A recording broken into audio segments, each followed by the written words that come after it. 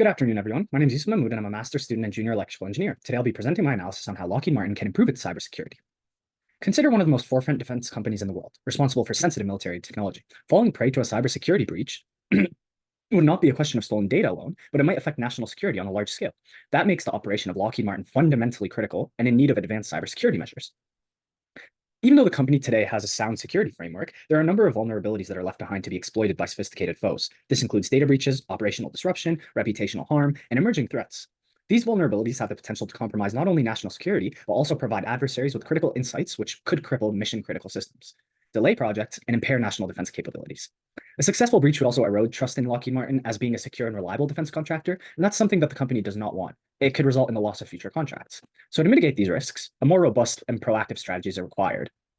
So, ZTA. Today I will explain, or attempt to explain, why the adoption of zero trust architecture, where nobody is trusted by default, can be the most effective and scalable solution to these emerging threats. In that respect, I'm going to walk you through two alternative solutions, and then demonstrate how zero trust architecture provides the most comprehensible, scalable, and proactive security framework to protect Lockheed Martin.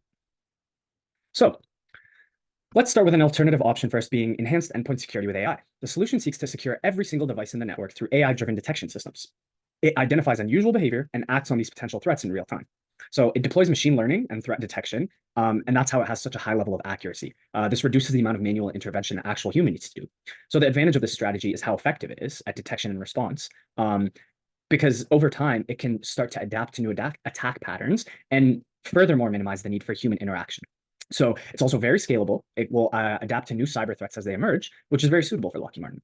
However, there are noticeable weaknesses. So there's a very high initial investment because there's a lot of infrastructure needed, such as high-end computing hardware and software. And also another disadvantage is while AI enhances the detection speed, it can also produce false alarms. And this would disrupt normal operation and potentially push timelines back further as human oversight is now needed. So while it does provide vital protection for individual devices, it doesn't meet the wide range of needs that Lockheed Martin has. So let's consider a more general approach, which is cloud security. So cloud security is the protection of data and applications in the cloud. So this is supported through encryption, identity management, and other access controls. So there's a lot of strengths to this method. And first of all, the first one is that it is very affordable. Compared to traditional on-premise solutions, it is way more affordable. You essentially leverage security features from the cloud service vendor that you choose. And that way, it ends up being very scalable because cloud service providers are continuously updating and enhancing the security features they have and provide, depending on new and emerging threats. So nevertheless, there's always significant weaknesses with certain methods.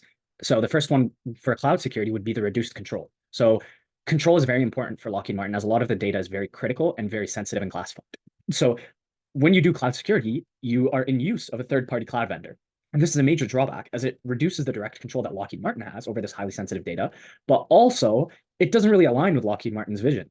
So Lockheed Martin wants to maintain this control over classified information because it is sensitive. It is national security. But when you share the security responsibilities with an external vendor, the vulnerability for an external attack is greater. So although cloud security is very scalable and very cost effective, they lack the strict internal access control that Lockheed Martin needs. So this brings us to zero trust architecture, the final solution. Zero trust architecture, or ZTA for short, is a cybersecurity framework where the network does not trust any entity inside or out.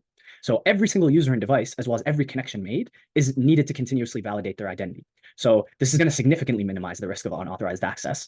But essentially, that is the main strength of this solution. So like I just said, ZTA continuously verifies all the access requests. It will ensure that unauthorized users or devices cannot move into the network. It's called a never trust, always verify approach. It's very highly effective because it protects this sensitive and classified information very well.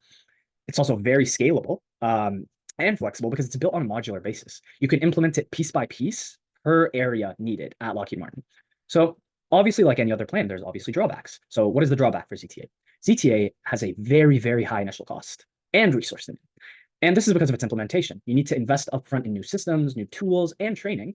But then also the continuous verification aspect is also considerable when it comes to cost. The constant verification process isn't only considerable when it comes to cost. It's also going to slow down resource access and impact the workflow efficiency. So among the three solutions proposed so far, ZTA offers the most comprehensive form of internal control, which kind of directly meets every single need that Lockheed Martin has for protecting its highly classified data. So having reviewed the three alternatives, each option has its distinct strengths and drawbacks, and these are mainly concerned with cost effectiveness, scalability, and alignment with Lockheed Martin's needs.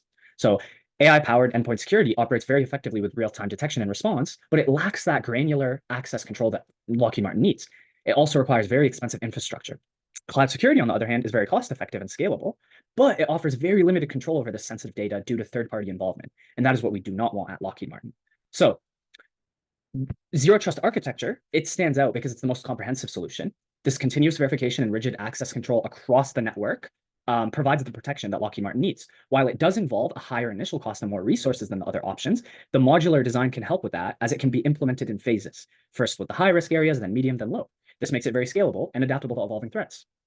So in conclusion, ZTA is the best cybersecurity solution for Lockheed Martin. It addresses all the key criteria: strong internal access control, alignment with Lockheed Martin's objectives, scalable, future-proof, and will adapt to emerging cybersecurity threats. Although the investment is significant, the enhanced protection and alignment with Lockheed Martin's goals makes ZTA the most effective way to secure these sensitive assets. So not only will ZTA harden the cybersecurity at Lockheed Martin, it'll also efficiently mitigate the risk of any cyber threats ongoing. There's going to be continuous verification and limited access, which help with that. I recommend promoting this change within the organization ASAP and making Zero Trust a priority effort towards the company's goal of bettering its security posture. If you have any questions you would like to ask, feel free to ask me, and thank you very much.